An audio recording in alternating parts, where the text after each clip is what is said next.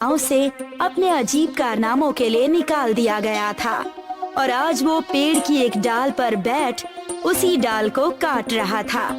एक दूसरा व्यक्ति जो श्रीमंत दिख रहा था, वो इस घटना को देख रहा था।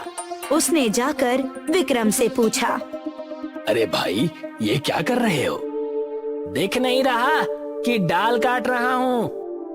अरे भाई, अगर तुम इस तरह से डाल को काटोगे तो खुद भी गिर जाओगे। कुछ भी कहते हो, तुम बस देखते जाओ।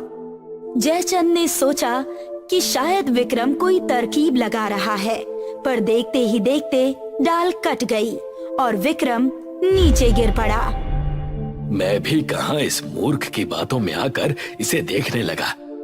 हाय, बहुत दर्द हो रहा है, लेकिन देखा डाल तो कट गई ना।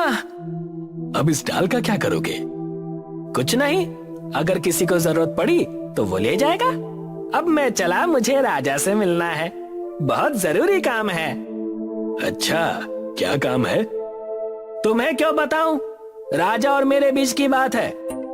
ये कहकर विक्रम राज्य की तरफ बढ़ने लगा और जयचंद उसके पीछे पीछे जाने लगा। जैसे ही विक्रम ने राज्य में पैर रखे, वैसे ही वहाँ वर्षा शुरू हो गई। देखा कैसे मैंने आते ही वर्षा करा दी। मूर्ख, तो वर्षा अपने समय से हुई है, तुम्हारे आने से नहीं। पास ही के खेत में कुछ लोग थे। उन्होंने ये देखा और विक्रम के पास आकर कहने लगे, प्रभु, कौन है आप? इस जगह पर 1 वर्ष से वर्षा नहीं हुई और आपके आते ही वर्षा शुरू हो गई। धन्य है प्रभु, आप धन्य हैं। आपके दिव्य चरण इस गांव में पड़ते ही हमारे तो भाग्य खुल गए। आप इसी गांव में रहिए और कहीं जाइएगा नहीं। गाओ, मेरे गुणगान गाओ और सबको बताओ, विक्रम आ गया है और राज्य के दुख काट गया है।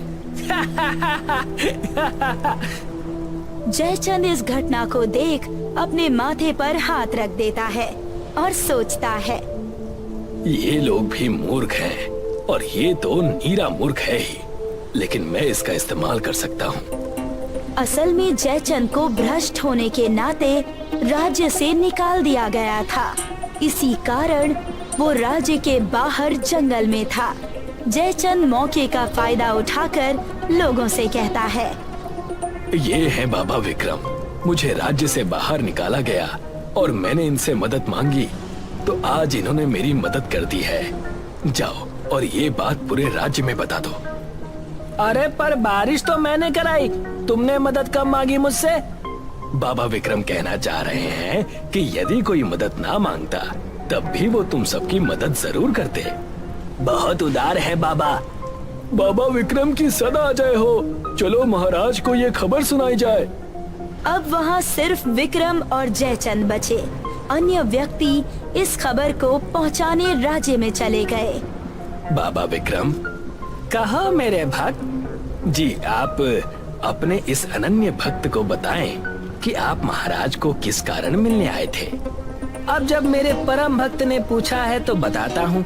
उनकी पुत्री का विवाह होने वाला है और मैंने सुना है कि जो उनकी कन्या को शास्त्रार्थ में हरा देगा वो उसी से विवाह करेंगी। अच्छा, तो आप उनसे शास्त्रार्थ में जीतकर उनसे विवाह करने आए हैं। बहुत ज्ञानी हो, मेरे बिना बताए ही समझ गए। एकदम मूर्ख है, अभी खुद ही बताया और अब कहता है कि बिना बताए ही समझ गया। छोड़ो, वैसे भी मुझे तो बस अपना काम निकालना है। चलो अब राजा के पास चलते हैं। आप क्यों जाते हैं? आप तो बड़े ही बुद्धिमान और दिव्य व्यक्ति हैं। आपका संदेश लेकर आपके इस भक्त को जाना चाहिए। सही कहते हो। जाओ भक्त और राजा से कह दो कि मैं शास्त्रार्थ करने आ रहा हूँ। जो आ गया बाबा विक्रम। ये कहकर जयचंद वहाँ से सीधे राजमहल पहुँच गया। राजा की दरबार लगी थी और राजा के कानों तक विक्रम और जयचंद की खबर पहुँच गई थी। जैसे ही जयचंद दरबार में पहुँचा, उसने गुहार लगाई, महाराज आदित्यनाथ की जय हो, महाराज आदित्यनाथ की जय हो। महाराज, मैं तो वन में बिना किसी आशा के घूम रहा था कि तभी बाबा विक्रम ने मुझे एक नई आशा, एक नई उमंग दे दी। मैंने भी सुना है कि उनके दिव्य चरण पड़ते ही गांव के भाग्य खुल गए। इस बार मैं तुम्हें क्षमा करता हूँ, क्योंकि गांव की विपत्ति दूर हुई है और हर्ष का माहौल है। महाराज, बाबा विक्रम ने कहा है कि ये वर्षा उनकी तरफ से आपके राज्य को एक भेंट स्वरूप है। हम आभारी हैं। और क्या कहा उन्होंने? उन्होंने कहा कि राजकुमारी जी को वो शास्त्रार्थ में हराकर उनसे विवाह करेंगे। वो बहुत ज्ञानी होंगे, पर बड़े बड़े विद्वान मेरी बेटी से नहीं जीत पाए हैं। ठीक है, तुम उन्हें आज ही ले आओ। अब सारी चीजें जयचंद के अनुसार हो रही थी। उसका षड्यंत्र सफलता की कगार पर था। कुछ दिन बीता और समय आ गया था। जयचंद विक्रम को लेकर शास्त्रार्थ के लिए पहुंचा। वहां राजकुमारी मंदरा, राजा आदित्यनाथ और एक नया मंत्री किशन भी था। स्वयंवर का शास्त्रार्थ शुरू किया जाए। क्षमा कीजिएगा महाराज, लेकिन बाबा विक्रम का कुछ कहना है। आप वो पहले सुन ले, फिर ये स्वयंवर शुरू किया जाए। कहिए, क्या कहना चाहते हैं आप? विक्रम मौन रहा। ये देख मंत्री ने किशन से पूछा, कहीं मौन व्रत तो धारण नहीं कर लिया है आपके बाबा ने? बिल्कुल सही समझे आप मंत्री जी। आज बाबा का मौन व्रत है, इसीलिए वो बिना बोले यानी मौन होकर सिर्फ इशारों में शास्त्रार्थ करेंगे। बाकी अगर राजकुमारी चाहें तो वो आम तरीके से कर ले। आप किसी भी तरह से शास्त्रार्थ करें, हमें